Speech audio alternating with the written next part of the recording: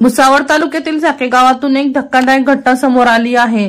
येथे प्रेम संबंधातून होणाऱ्या भांडणातून तरुणाने 28 वर्षीय विवाहितेवर चाकूचे वार करून तिचा खून केल्याची घटना घडली। सोनाली महेंद्र कोडी राहणार साकेगाव तालुका भुसावळ असे मयत विवाहितेचे नाव असून याबाबत संशयित आरोपी सागर रमेश कोडी याला अटक करण्यात आली, तर या घटनेत एक व्यक्ती जखमी झाला आहे।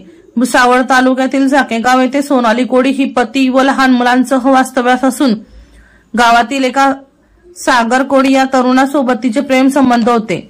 या प्रेम संबंधांमधून त्यांच्यामध्ये नेहमी भांडण होत असे। दिनांक 25 सप्टेंबर रोजी रात्री सागर कोडी याने सोनाली कोडी हिच्याशी पुन्हा भांडण उकरून काढले।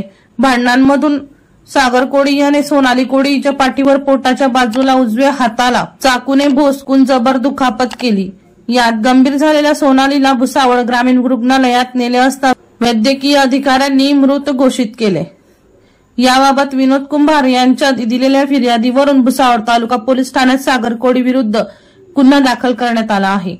पोलिसांनी संशयित आरोपी सागर कोडी यास ताब्यात घेतले आहे। वर्षा लोहार यांचा रिपोर्ट V1 लाईव्ह जळगाव।